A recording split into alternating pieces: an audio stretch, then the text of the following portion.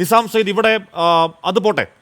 ഇപ്പോൾ ഇനി എന്താണ് കോൺഗ്രസിൻ്റെ മാനിഫെസ്റ്റോയെ വല്ലാതെ വളച്ചൊടിച്ച് നിങ്ങളുടെ താലിമാല പൊട്ടിച്ച് മുസ്ലിങ്ങൾ കൊടുക്കാൻ പോകുന്നു എന്നത് ഗിമ്മിക്കാണ് എന്ന് ഉറപ്പായും ഇലക്ഷൻ ഗിമ്മിക്കാണ്.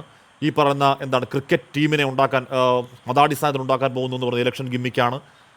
പ്രതിപക്ഷം ഈ പറയുന്നവർക്ക് മുന്നിൽ മുജറാ നൃത്തം നടത്താൻ പോകുന്നു എന്ന് പറഞ്ഞ് നിലവാരം കുറഞ്ഞ ഗിമ്മിക്കാണ്. ഒരു തർക്കം വേണ്ടെന്നേ ഇക്കാര്യത്തിൽ. ഇതൊക്കെ ഇലക്ഷൻ ഗിമ്മിക്കാണ്, ഇതൊന്നും ഇങ്ങനെയല്ല എന്ന് BJPക്കും പ്രധാനമന്ത്രി നരേന്ദ്രമോദിക്കും വളരെ നന്നായി അറിയാം. ശ്രീ നിസാം സയ്യിദ്, പക്ഷേ ഈ പറയുന്ന നറേറ്റീവുകൾ ഒന്നും ഇന്ത്യ സഖ്യം പിടിച്ചില്ല. അത് ചർച്ചയേ ആയില്ല. അത് ചർച്ചയാവാത്തൊരു തെരഞ്ഞെടുപ്പിൽ 7ാം ഘട്ടത്തിന് ഇനി ദിവസങ്ങൾ മാത്രം ബാക്കി നിൽക്കെ, ജൂൺ 4 ദിവസങ്ങൾ മാത്രം ബാക്കി നിൽക്കെ, എന്താണ് ഈ ദിവസത്തെ താങ്കളുടെ ഒരു പ്രഡിക്ഷൻ ശ്രീ നിസാം സയ്യിദ്?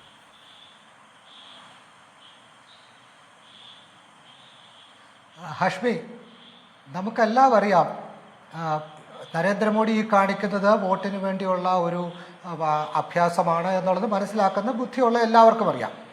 ഇന്ത്യൻ ഭരണഘടന അനുസരിച്ച്, ഇന്ത്യൻ തെരഞ്ഞെടുപ്പ് ചട്ടങ്ങൾ അനുസരിച്ച് മതത്തെ അല്ലെങ്കിൽ വിശ്വാസത്തെ തെരഞ്ഞെടുപ്പ് പ്രചരണത്തിനായി ഉപയോഗിക്കുന്നത് തെറ്റാണ്. അത് തെരഞ്ഞെടുപ്പ് റദ്ദാക്കാനുള്ള കാരണമാണെന്നും നമുക്കറിയാം.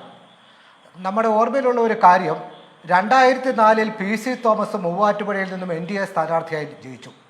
പിന്നീട് അദ്ദേഹത്തിൻ്റെ തെരഞ്ഞെടുപ്പ് റദ്ദാക്കി.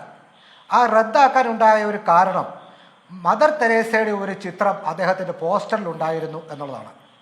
അത് മതത്തെ ഉപയോഗിച്ച് തെരഞ്ഞെടുപ്പിനെ നേരിട്ടു എന്നുള്ളതുകൊണ്ട് അദ്ദേഹത്തിൻ്റെ തെരഞ്ഞെടുപ്പ് ഇന്ത്യയിലെ ഹൈക്കോടതിയും സുപ്രീം കോടതിയും റദ്ദാക്കി. അത്തരം നിയമം അതിൻ്റെ യഥാർത്ഥ അർത്ഥത്തിൽ വ്യാഖ്യാനിക്കുകയാണെങ്കിൽ നരേന്ദ്രമോദിയുടെ ഈ പ്രദർശനങ്ങളെല്ലാം അദ്ദേഹത്തെ തെരഞ്ഞെടുപ്പ് രംഗത്ത് നിന്ന് മാറ്റി നിർത്താൻ പര്യാപ്തമാണ്, അദ്ദേഹത്തിൻ്റെ തെരഞ്ഞെടുപ്പ് രംഗത്ത് നിരോധിക്കാൻ പര്യാപ്തമാണ്. പക്ഷെ അതൊന്നും നരേന്ദ്രമോദിയുടെ ഇന്ത്യയിൽ ബാധകമാവില്ല എന്നുള്ള കാര്യം നമുക്കെല്ലാം വ്യക്തമായി അറിയാം. അതുകൊണ്ട് തന്നെ അതിനെക്കുറിച്ച് ചർച്ച ചെയ്തിട്ടും കാര്യമില്ല. അത് ബാധകമാകുന്ന ഒരു ഇലക്ഷൻ കമ്മീഷനോ അതിനെ നിയന്ത്രിക്കാൻ കഴിയുന്ന ഒരു ഇലക്ഷൻ കമ്മീഷനോ രാഷ്ട്രീയ സാഹചര്യങ്ങളോ അല്ല ഇന്ത്യയിലുള്ളത്. നരേന്ദ്രമോദിക്ക് തോന്നുന്ന എന്ത് നരേറ്റീവ് മുന്നോട്ട് വെക്കാൻ അദ്ദേഹത്തിന് കഴിയും. അത് നിയന്ത്രിക്കാൻ കഴിയുന്ന ഒരു സ്ഥാപനങ്ങളും ഇന്ന് ഇന്ത്യയിലില്ല എന്നുള്ളതാണ്. പക്ഷേ ഈ തെരഞ്ഞെടുപ്പിൻ്റെ ഞാൻ കാണുന്നത്, ഈ തെരഞ്ഞെടുപ്പിൻ്റെ പ്രധാനമായും ഈ തെരഞ്ഞെടുപ്പിന് ഒരു ഓൾ എൻകംപാസിങ് നരേറ്റീവ് ഉണ്ടാക്കാൻ നരേന്ദ്രമോദിക്ക് കഴിഞ്ഞില്ല എന്നുള്ളതാണ് അദ്ദേഹത്തിൻ്റെ അടിസ്ഥാനപരമായ പരാജയം. അദ്ദേഹം ഇതിനു മുൻപ് മത്സരിച്ചിട്ടുള്ള എല്ലാ തെരഞ്ഞെടുപ്പുകളിലും ആ തെരഞ്ഞെടുപ്പുകളുടെ നരേറ്റീവ് എന്താണെന്ന് തീരുമാനിച്ചിരുന്ന അദ്ദേഹമായിരുന്നു. 2014 അദ്ദേഹം വികാസ് പുരുഷനായിരുന്നു. 2019 പുൽവാമ ആക്രമണത്തിന് ശക്തമായ മറുപടി കൊടുത്ത ബാലക്കോട്ട് പ്രത്യാക്രമണം നടത്തിയ ദേശീയതയുടെ പ്രതീകമായിരുന്നു. എല്ലാ ചർച്ചകളും നരേന്ദ്രമോദി എന്ന പേരിൽ അവസാനിച്ചിരുന്നു. ദേശീയതയുടെ അവസാന വാക്കായിരുന്നു അദ്ദേഹം. ആ തെരഞ്ഞെടുപ്പിൽ മറ്റൊന്നും ചർച്ചയാകാൻ അദ്ദേഹം അനുവദിച്ചില്ല. ഈ തെരഞ്ഞെടുപ്പിൽ അങ്ങനെ ഒരു നരേറ്റീവ് സൃഷ്ടിക്കാൻ അദ്ദേഹത്തിന് കഴിഞ്ഞില്ല എന്നുള്ളതാണ് ഇത്തരം അഭ്യാസങ്ങളിലേക്കൊക്കെ കടക്കേണ്ടി വരുന്നതിൻ്റെ അടിസ്ഥാനം.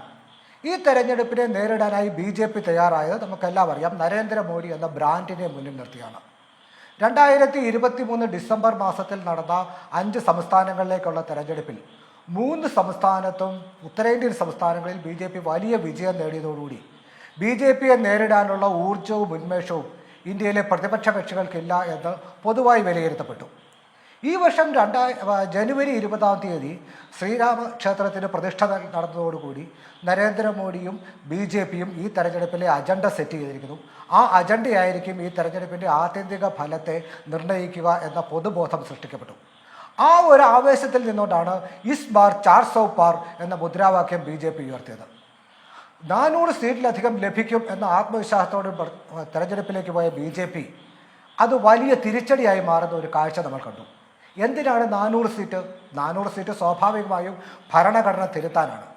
ഭരണഘടന തിരുത്തുമ്പോൾ ഭരണഘടന നൽകുന്ന അവകാശങ്ങൾ അത് ലഭിക്കുന്ന വിഭാഗങ്ങൾക്ക് നഷ്ടമാകും എന്നുള്ള പ്രതിപക്ഷത്തിൻ്റെ പ്രചരണത്തിന് വലിയ സ്വീകാര്യത ലഭിക്കുന്നത് നമ്മൾ കണ്ടു.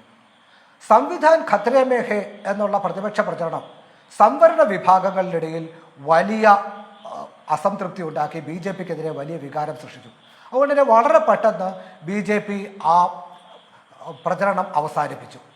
മറ്റു പല വിഷയങ്ങളും BJP ഉയർത്താൻ ശ്രമിച്ചെങ്കിലും ഈ തെരഞ്ഞെടുപ്പിലെ നരേറ്റീവ് സെറ്റ് ചെയ്യാൻ ഒരു ഗ്രാൻഡ് നരേറ്റീവ് ഉണ്ടായില്ല, ഒരു ബൃഹദാഖ്യാനം ഉണ്ടായില്ല എന്ന് താങ്കൾ പറയുന്നത് ഒരു പരിധിവരെ ശരിയുമാണ്. ഒരു പരിധിവരെ അത് ശരിയുമാണ്. ഞാൻ അങ്ങയിലേക്ക് വിധി ദിനത്തിൽ 24 മാജിക് ജൂൺ 4 ചൊവ്വാഴ്ച രാവിലെ 5 മണി മുതൽ 24-ൽ.